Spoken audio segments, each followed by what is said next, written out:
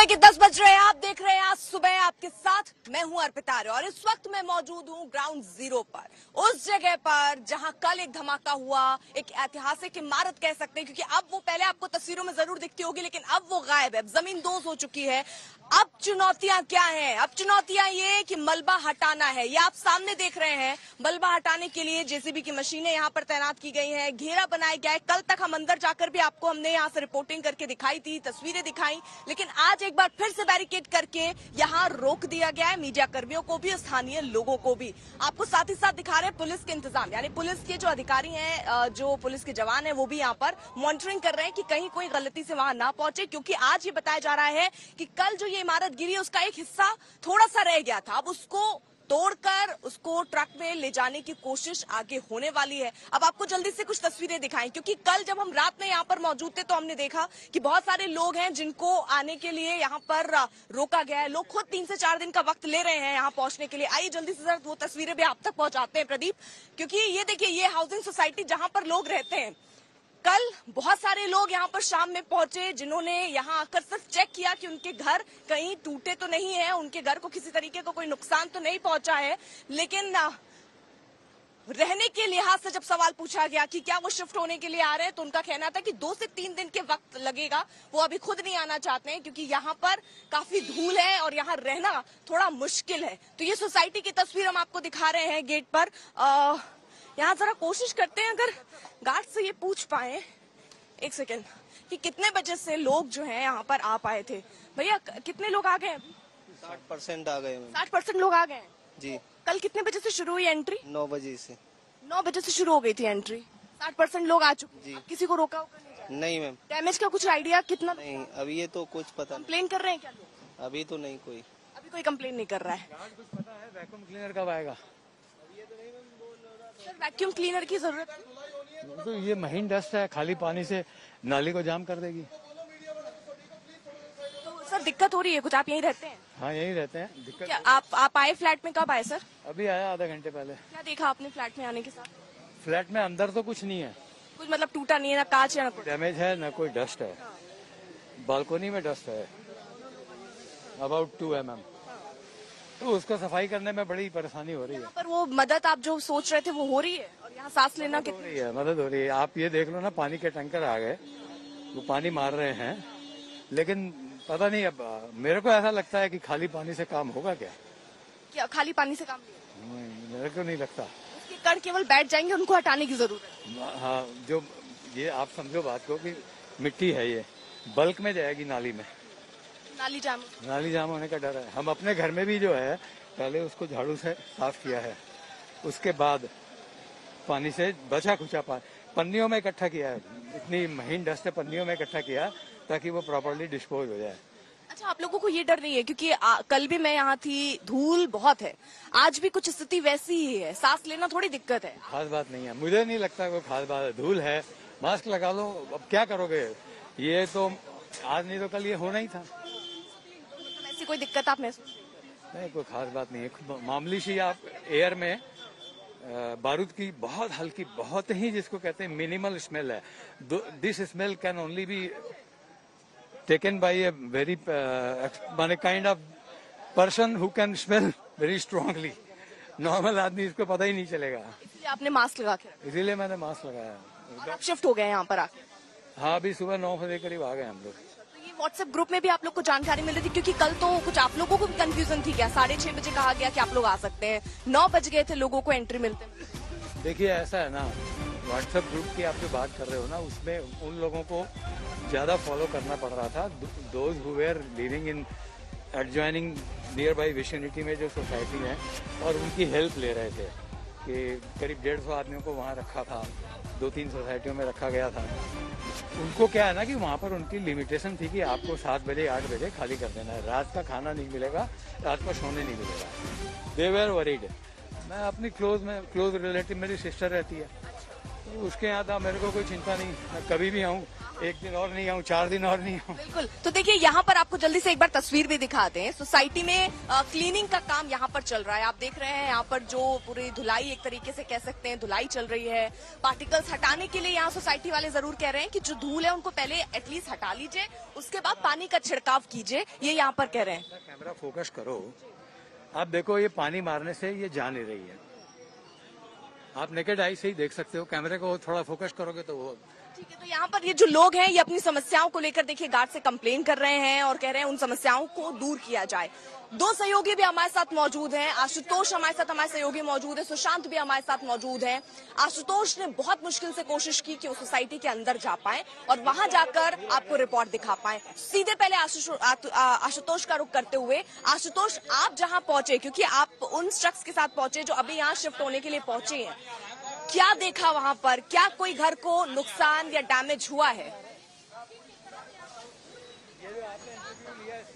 वो तस्वीरें देखने के लिए सबसे बढ़िया तरीका है कि हम लाइव ही किसी के घर में चलते हैं और देखते हैं कि क्या है। लेकिन सबसे पहले आपको ले आते हैं जो ये एस्टर टावर 2 है, मेरे ठीक पीछे महज कुछ फीट की दूरी पर ये पूरा मलबा है और ये पीछे जो आप देख पा रहे हैं सफेद पर्दा काला हो चुका है। नीचे जो कंटेनर थे लगभग 12 मीटर की ऊंचाई तक लगाए गए थे कि मलबा यहाँ तक ही पहुंचेगा और देखिए बिल्कुल वैसा ही हुआ। वाइब्रेशन से बचाने के लिए नीचे टायरों में जो कुछ देख पा रहा हूँ, टुकड़े यहाँ पर ज्यादा नहीं आए हैं, यानी अंदर की तरफ नुकसान नहीं हुआ है। ये एक तरफ की तस्वीरें, हम यहाँ से आगे आपको तस्वीरें दिखाएं। नंदिनी और उनकी माँ, ये परिवार अब यहाँ पर पहुंचा हुआ है। बात करते हुए चले, डर है मैम मन में कुछ कि हम जवाब छोड़ के गई थी क्या? अब डर नहीं है, बिकॉज ये पता चल चुका है कि एवरीथिंग इज सेफ। नंदिनी का पूरा परिवार यहाँ पहुंच चुका है। दरवाजे के बाहर जाते समय डिक्लेरेशन ये दिया गया था कि क्या क्या करे। देखिए ये सीमा दत्ता का घर है। नंदिनी, तब तक आप लाइट जला दें। लाइट कनेक्शन की आपको इलेक्ट्रिसिटी अप्लायंसेस बंद करने होंगे, गैस कनेक्शन बंद करना होगा, पानी का कनेक्शन बंद करना होगा और उसके बाद अब घर में जैसे ही बिजली रिस्टोर की जाएगी, क्योंकि ज्यादातर कनेक्शंस जो हैं उनको उस समय बंद कर दिया गया था। अब जैसे हम घर में आते देखिए बहुत ज्यादा नुकसान घर में नहीं हुआ है जब तक कि बिजली रिस्टोर की जाएगी। देखिए एक बार तस्वीर दिखाने की कोशिश करते हैं। देखिए सब कुछ जस का तस है। अगर घर में कुछ है, थोड़ी बहुत डस्ट हो सकती है, ये शीशा है, ये बालकनी है, देखिए। ठीक है आशुतोष जल्दी से मैं आपके पास आ रही हूँ, क्योंकि ये तस्वीरें भी यहाँ पर दिखा देते हैं। क्योंकि देखिए किस तरीके से पानी का बौछार यहाँ पर किया जा रहा है और जो यहाँ पर धूल थे उनको साफ करने की भी कोशिश हो रही है, पानी के बौछार से इनको हटाने की भी कोशिश हो रही है। सोसाइटी के आसपास जो लोगों की भीड़ जमा हो गई थी वो भी अब इस पानी को देखकर हटते हुए नजर आ रहे हैं। अगर आप देखिए तो धूल जो है वो किस तरीके से यहाँ जमा थी, उनको हटाने के लिए यहाँ पूरे जो गेट है उसको धोते हुए, उसको पानी से साफ करते हुए आप देख रहे हैं ये पानी के छींटे इस तरफ आते हुए नजर आ रहे हैं। प्रदीप हमारे कैमरामैन जो है वो दिखा रहे हैं कि अब सफाई का काम सोसाइटी के अंदर भी, हालांकि लोग जो थे वो रात 9 बजे से ही बहुत अफरा तफरी का एक माहौल जरूर हो गया था। 6:30 बजे पहले कहा गया कि आप आ सकते हैं, एंटर कर सकते हैं, लेकिन उसके बाद जब लोग यहाँ पता करने आए तो ये कहा गया नहीं अभी आपको रुकना पड़ेगा, आगे इन्फॉर्म किया जाएगा। ये खबरें थी कि हो सकता है कल तक शिफ्ट करें अगर सफाई नहीं हो पाई या कोई दिक्कत, लेकिन फिर भी 9 बजे के बाद लोगों को बोल दिया गया था। 60% लोग जो हैं, जैसा कि यहाँ पर जो गार्ड है वो भी बता रहे हैं, 60% लोग यहाँ पर आ चुके हैं, शिफ्ट कर चुके हैं और अब वो अपनी अपनी दिक्कतें, अगर किसी को कोई नुकसान हुआ है, यहाँ जैसे आप देख रहे हैं सोसाइटी वाले भी पहुंचे हैं जो बता रहे हैं कि पार्टिकल्स जो हैं वो बारूद के भी बहुत छोटे छोटे कण हैं, वो अगर साथ से आप अंदर लेते हैं तो आपके लिए बहुत नुकसानदायक हो सकता है। तो ये तस्वीरें हम आपको दिखा रहे हैं, सुबह से ही यहाँ पर अंदर से ये सफाई शुरू हुई है और अब बाहर की तरफ ये देखिए सफाई जो है वो शुरू होती हुई नजर आ रही है। तो ये इस तरीके के इंतजाम सोसाइटी के क्लीनिंग के लिए किए गए हैं, लेकिन अब डर और खतरा दोनों, मतलब टेंशन की बात अगर कह सकते हैं आप, वो है कि अभी जो मलबा है वो वैसा ही पड़ा, उसको समेटने में 3 महीने का वक्त तकरीबन कहा जा रहा है, वक्त और लंबा लग सकता है और उसके बाद जब वो सफाई होगी तो जाहिर तौर पर वहां से एक बार फिर से धूल उठती हुई नजर आएगी। सोसाइटी एकदम बगल में है, तो ये जो दिक्कतें आज ये महसूस कर रहे हैं ये अभी बहुत दिन है, कह सकते हैं 1-2 महीने इनको ऐसे ही महसूस करना होगा। सुशांत भी हमारे साथ मौजूद है, जल्दी से रुक कर लेते हैं। सुशांत, आप जहां पर है वहां से क्या तस्वीरें देख रहे हैं? देखिए अर्पिता, जिस तरीके से अंदर साफ सफाई का काम जो है वो तेजी से चल रहा है, वहां पर बाहर की तरफ जहां पर मलबा जो है वो कल सड़कों तक आ गया था, वहां पर भी साफ सफाई का काम जो है वो तेजी से चलता हुआ फिलहाल जो है वो नजर आ रहा है। अपने कैमरा पर्सन अभिषेक से कहूंगा कि वो तस्वीरें दिखाए कि बड़ी बड़ी जेसीबी जो मशीनें हैं वो यहाँ पर लगी हुई है, जो कल मलबा जो है वो सड़कों तक आ गया था उसको हटाने की कवायद जो है वो अब शुरू होगी। और आसपास देखेंगे कि जो बिल्डिंग का मलबा था, अभी आप देखेंगे कि तस्वीरें अगर आप देखेंगे ये ट्विन टावर की वो तस्वीरें थी जो कि कल पूरी तरीके से जमींदोज हो गया था। उसके बाद तमाम जो मलबा है वो सड़कों तक आ गया था। काफी हद तक नोएडा अथॉरिटी की तरफ से इस पूरी रूट को जो है वो क्लीन कर दिया गया था, लेकिन अभी फिलहाल कॉर्डन ऑफ किया गया। आसपास जाने की इजाजत जो है वो किसी को नहीं है, क्योंकि मलबा जो था उसको सड़कों से हटा लिया गया, लेकिन बाहर की तरफ जो भी मलबा है उसको हटाने की कवायद जो है वो यहाँ पर चल रही है। बड़ी बड़ी मशीन जो है वो यहाँ पर बुलाई गई है। अब से थोड़ी देर बाद तमाम जो टैंकर्स है उनको कंटेनर्स जो है आएंगे, उसके अंदर तमाम मलबे को जो भर करके यहाँ से हटाया जाएगा। ये पूरी तरीके से नोएडा अथॉरिटी की तरफ से कवायद जो है वो साफ तौर पे की जा रही है।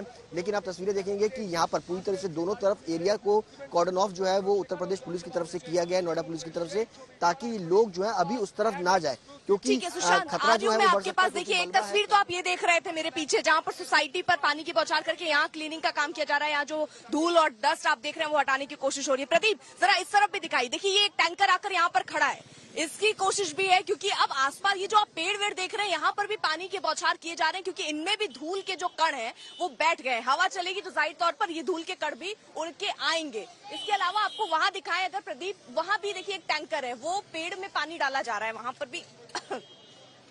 वहां पर भी जो है डस्ट जो है हटाने की कोशिश हो रही है। आप देखिए वो तस्वीर दिखाइए प्रदीप, यानी ये चारों तरफ जो डस्ट बैठ गई है उनको किस तरीके से हटाया जाए, उसके लिए अब आगे जो है वो कोशिश हो रही है। और आप देख रहे हैं किस तरीके से पूरी कोशिश यहाँ पर चल रही है। जाम जैसे हालात भी हम देख रहे हैं। ये देखिए टैंकर जो है ये अंदर जाता हुआ भी नजर आ रहा है। आशुतोष मिश्रा हमारे साथ, हमारे सहयोगी मौजूद है और वो उस जगह पर है, उस आज तक वो चैनल है जो पहुंचा है एक शख्स के साथ खुद उनके घर पर, और स्थितियां समझ रहा है कि जब वो घर के अंदर पहुंचती हैं तो क्या देखती हैं। आशुतोष। अर्पिता, जो कुछ हम देखेंगे घर में वो ये कि ये फ्रिज जो था इसको ढका हुआ था, इसको इन्होंने हटा दिया है। ये माइक्रोवेव है, बबल शीट, देखिए इस तरह की बबल शीट से पूरे घर को सुरक्षित किया गया था। हर अप्लायंसेस को खासकर कनेक्शन बंद किए गए थे तो इनको हटाया गया है। शीशा जो हम देख पा रहे हैं अब वो फिलहाल उसको कोई चोट नहीं पहुंची है, टूट नहीं हुई है। बाहर जो कि शीट लगाए गए थे, पेपर लगाए गए थे, सोफा फर्नीचर जो सब कुछ है वो कपड़े से, चद्दर से ढका हुआ है। अब चूंकि मेड आ गई है सुबह सुबह तो किचन की भी सफाई हो रही है।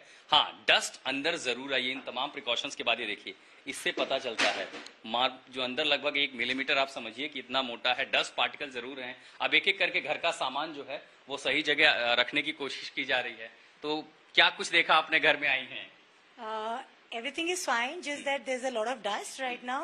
बाकी more or less everything looks. सफाई करने में आसानी हो जाएगी। हाँ, डस्ट ज्यादा नहीं है, बट एंड सारा सामान इन प्लेस है जैसे हम छोड़ के गए थे, बिल्कुल नुकसान कुछ नहीं हुआ है। देखिए हाथों में अब ये माइक्रोवेव, इसको सेट करने की तैयारी हो रही है। किचन एक तरफ तैयार हो गया है। यहाँ पर आप देखिए कि ये डाइनिंग का एरिया है और जितना भी मटेरियल हम कुछ देख पा रहे हैं घर पे, हर जगह अगर कुछ है तो वो है सिर्फ धूल। हालांकि जो सबसे, चूंकि ये 9वीं मंजिल है, 902 घर है जहां पर हम हैं, लेकिन अगर आप जाएंगे बाकी के कमरों की स्थिति क्या है नंदिनी, अगर आप वो भी दिखा सकें। बालकनी की ओर चलने की कोशिश करें, किस तरफ हम देख पाए।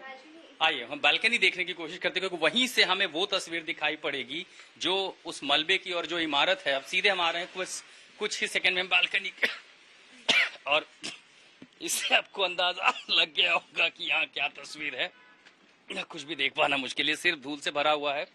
सफाई की कोशिश की जा रही है और चारों तरफ मैं जो देख पा रहा हूँ वो सिर्फ मलबा है। हालांकि बाहर जो कवर लगाए गए थे वो नहीं फटे जा रहे, पूरी शीट जस की तस बनी हुई है। अब जब साफ सफाई हो गई, एक सेकंड रुक जाइए। ये देखिए ये जो डस्ट है, तब अब स्केल से अगर इसको नापेंगे तो पता चलेगा कि लगभग आधा सेंटीमीटर मोटा है। यहाँ सिर्फ और सिर्फ धूल की परत है। इसको बचाने के लिए मोटे मोटे गत्ते लगाए गए थे। एयर कंडीशन जो है इस पर भी कवर लगाया गया है, लेकिन पूरी पॉसिबिलिटी है कि इसके अंदर भी डस्ट भरा हो गया हो। हाउ बिग टास्क है, कितना समय लगेगा आपको ये सब कुछ हटाने में? कम से कम 1 से 2 दिन लगेगा जब तक प्रॉपर क्लीनिंग होगी। उसके बाद भी ये नहीं कह सकते कि पूरा डस्ट वहाँ से, क्योंकि अभी एक चुनौती ये होगी नंदिनी, क्योंकि जब पूरा यहाँ से मलबा हटाया जाएगा, ड्रिलिंग होगी यहाँ पे, हो सकता है 3 महीने सांस लेने में दिक्कत हो, पोल्यूशन हो यहाँ पे। जी बिल्कुल ऐसा पॉसिबिलिटी है, बिकॉज यहाँ पे अभी भी बहुत सारा डेब्री रेजिड्यू पड़ा है, तो उसको क्लीन करने में फिर ये सारा, एंड ब्रीदिंग प्रॉब्लम, ब्रेथलेसनेस, सांस लेने में दिक्कत डेफिनेटली। एक बालकनी जो है इसका शीशा बिल्कुल टूटा नहीं है। दूसरा किसी कमरे को देख लें, वहां पर भी क्या स्थिति है, आपको दूसरे कमरे में लिए चलते हैं। वहां पर भी कहीं पर कोई नुकसान मेजर नहीं हुआ है। धूल धक्कड़ के अलावा बहुत कुछ नहीं दिखाई पड़ता। वहां आपको घर के दूसरे हिस्से में लिए चलते हैं, दूसरे कमरे में। यहाँ की बालकनी, यहाँ का भी शीशा बिल्कुल सुरक्षित लग रहा है। नंदिनी हमें पूरा अपना घर दिखा रही हैं। अगर यहाँ पर कुछ है तो वो सिर्फ गंदगी। देखिए बबल शीट बालकनी के हर एक दरवाजे पर, हर एक गेट पर मैं लगाया आऊंगी गया। आपके पास। इस बीच देखिए एक बड़ी खबर आ रही है, एक प्रेस कॉन्फ्रेंस हो रहा है शराब घोटाले को लेकर बीजेपी का। वो सीधे आपको वहां का रुख करते हैं। बताते हैं 2400 कमरों की करीब क्लासरूम जिनको बनाना था, जरूरत थी, लेकिन इसको बढ़ा के 7180 करा गया। इस पे कंप्लेंट में यह भी आया कि जो कंस्ट्रक्शन कॉस्ट है वो टेंडर देने के बाद भी जो प्रावधान है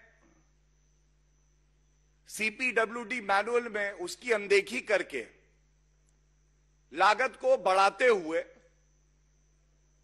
जिससे कि मुनाफाखोरी कर सकें, अपने चिन्हित ठेकेदारों को ठेका दे सकें, ये करते हुए कंस्ट्रक्शन कॉस्ट को करीब करीब 50 से 90% तक बढ़ाया गया। ये चिंता का विषय इसलिए है क्योंकि सीवीसी ने एक रिपोर्ट जिसमें यह स्पष्ट था कि घोटाला हुआ है, बड़ा घोटाला हुआ है, भेजी दिल्ली सरकार के जो विजिलेंस के सेक्रेटरी हैं उन्हें, और 2.5 साल पहले करीब फरवरी 2020 में। तो पहला सवाल अरविंद केजरीवाल जी ये है, अगर आप ढोंग पाखंड और जो नौटंकी आप कर रहे हैं उसमें इतने व्यस्त नहीं थे, तो ये रिपोर्ट जो भेजी गई 2.5 साल पहले आपको, हमारे बच्चों की शिक्षा और क्लासरूम को लेकर जो घोटाला हुआ है, आपने इसका संज्ञान लिया, और संज्ञान लिया तो 2.5 साल में क्या कार्रवाई करी? ये पहला प्रश्न है हमारा। और इस बार नाटक करने से काम नहीं चलेगा, क्योंकि तथ्य बहुत मजबूत हैं।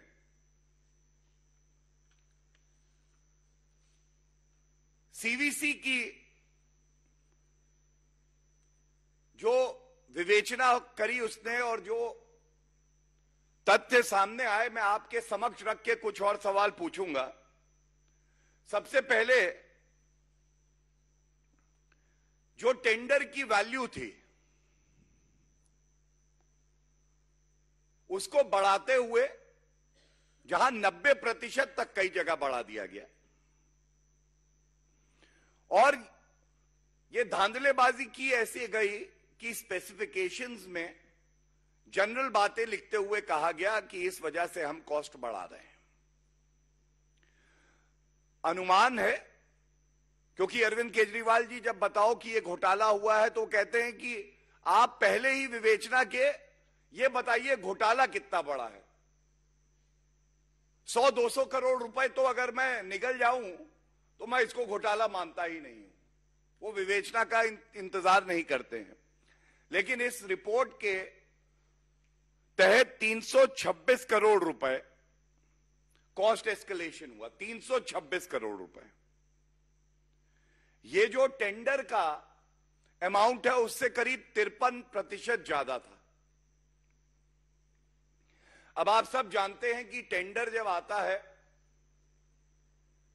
और अगर आप उसको बदलना चाहते हैं और सार्वजनिक रूप से हर ठेकेदार, हर व्यक्ति सरकार द्वारा जो टेंडर पेश किया गया है उसमें सम्मिलित हो सके, तो अगर आप कोई बदलाव लाएंगे तो वो भी पब्लिक डोमेन में आएगा। लेकिन ऐसा अरविंद केजरीवाल जी की सरकार नहीं करती है। इस रिपोर्ट में यह भी तथ्य आया है, ये जो बढ़ी हुई लागत थी इसमें बनने थे 6133 क्लासरूम, लेकिन बनाए गए 4027। अब आप देखें करीब 33%, 1/3 तो हवाई हो गए, गायब हो गए। हर क्लासरूम बनने का एक बजट था, ये बजट बढ़ाया, वो भी इरेगुलर तरीके से। CPWD मैनुअल में जो कानून है, जो गाइडलाइंस है, उसकी अनदेखी करी, और जब बढ़ा दिया तो भी 6133 क्लासरूम की बजाय केवल 4027 बने। अरविंद केजरीवाल जी, ये कृपया करके बताइए, ऐसा फिर से प्रतीत होता है कि ये 33% क्लासरूम जो कम बने बढ़ी हुई लागत पे, ये भी घूम के काला धन आप ही की तिजोरी में आया है। क्या हमारे तथ्य गलत हैं? ये सवाल पूछने का हक तो दिल्ली की जनता को है ना।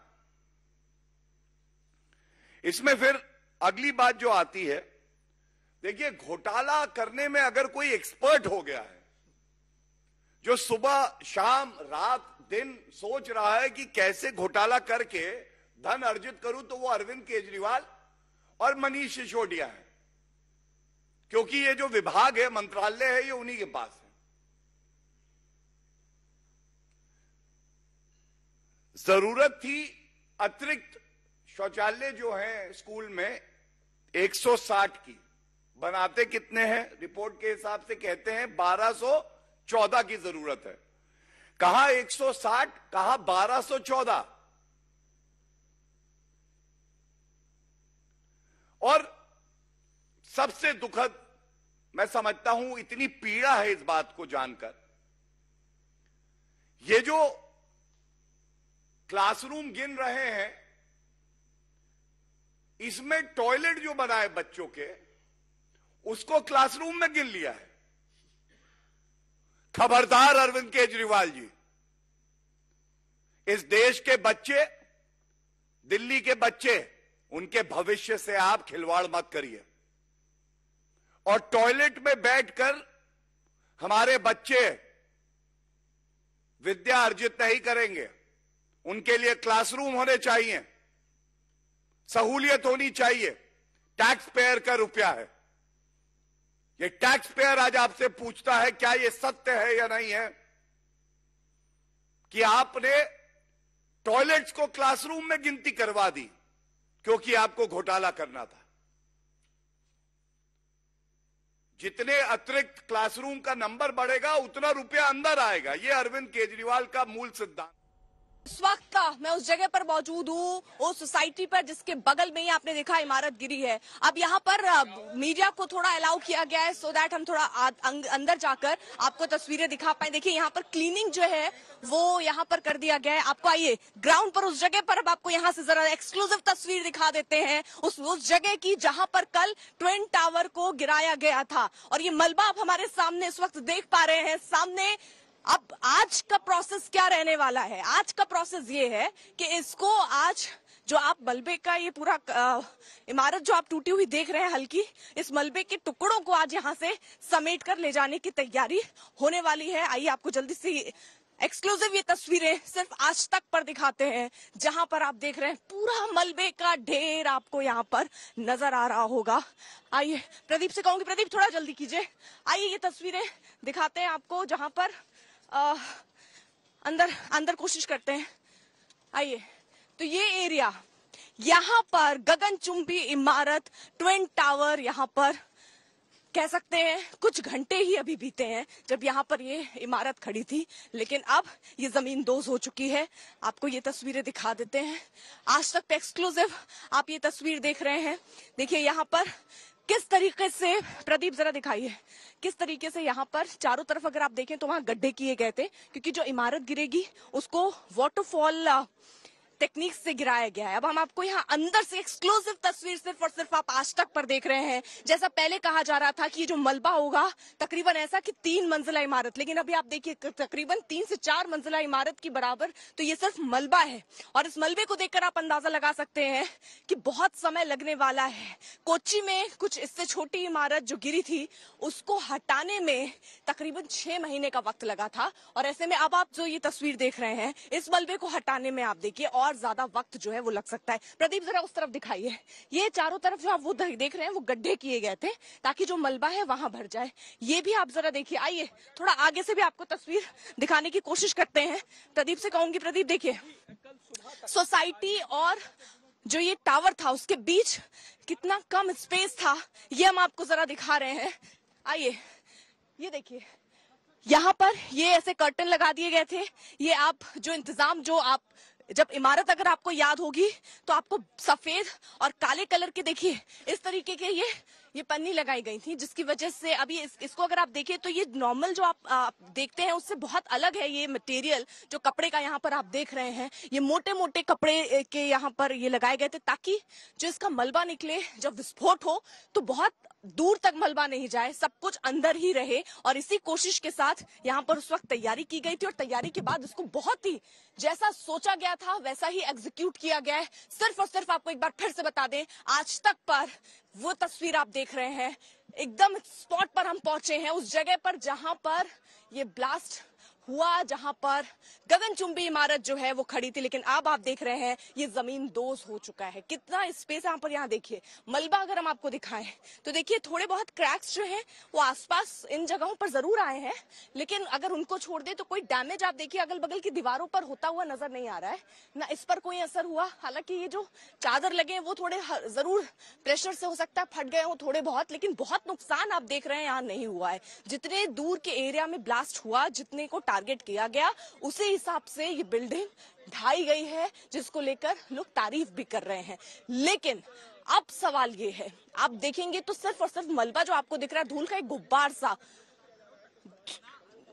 गुब्बार सा एक उठता हुआ उस वक्त नजर आया था। अब इनको हटाना एक एक, क्योंकि अभी भी स्ट्रक्चर आप देखिए इतने भारी भारी आपको दिख रहे होंगे, इनको यहाँ से हटाना बहुत बड़ी चुनौती इस वक्त होने वाली है। जो अधिकारी हैं वो क्या कह रहे हैं, जिन्होंने इसकी पूरी जिम्मेदारी ली थी और इसको अंजाम तक पहुंचाया था, वो क्या कह रहे हैं आपको सुनवाते हैं।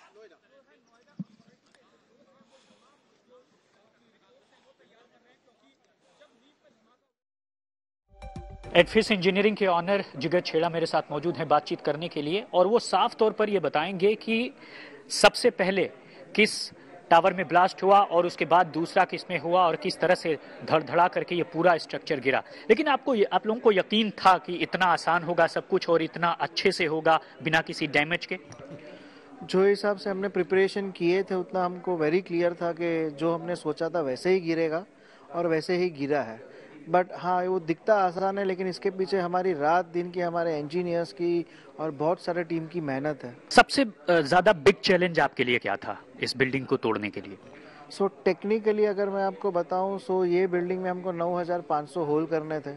अभी 9500 होल जो करने थे वो 35 mm के कोर ड्रिलिंग से करने थे, and at a depth of 2 meters, and it has to be very straight because the column का जो साइज था वो अराउंड 400 mm था, और उसमें अगर कोर्स थोड़े भी क्रॉस हो गए सो बारूद सिर्फ एक ही जगह से फटता था और बिल्डिंग नीचे नहीं आता था। सो वो हमारे लिए बहुत ही क्रिटिकल था कि आज तक मतलब 9400 होल मतलब 17 किलोमीटर के कोर करने हैं और इतने कम समय में करना है। सो वो बहुत ही क्रिटिकल एक्टिविटी था, बिकॉज वो हमको ऐसा लगता था कि काम पूरा हो गया है, चेन लिंक कर देते थे, बारूद डाल देते थे और बिल्डिंग ही नीचे नहीं आता था।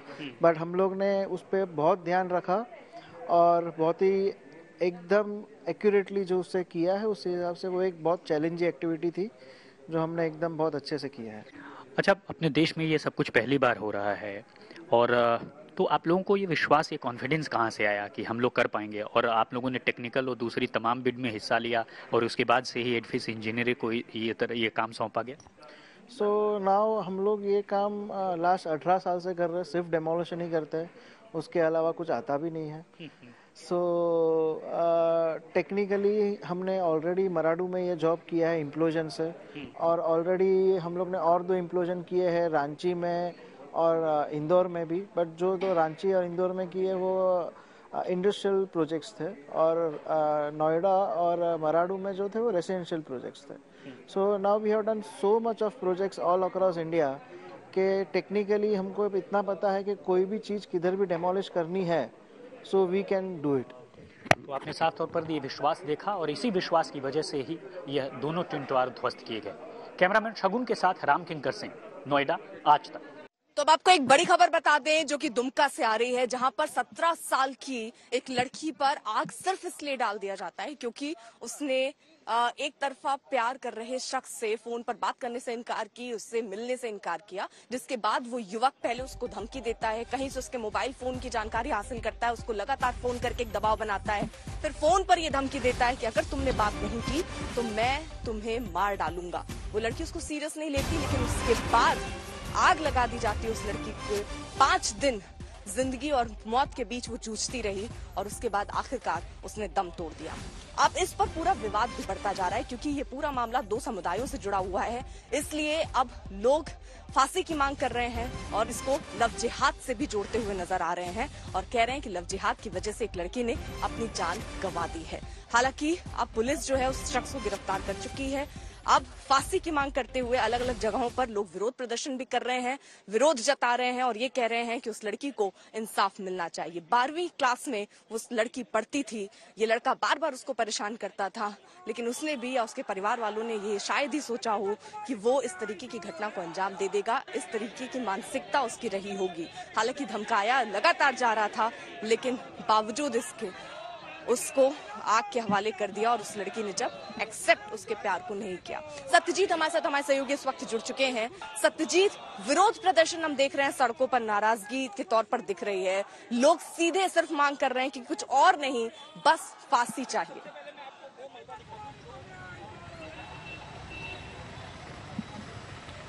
बिल्कुल का बहुत बड़ी जो है घटना है, दुखद घटना है. 23 अगस्त को ये घटना घटी थी.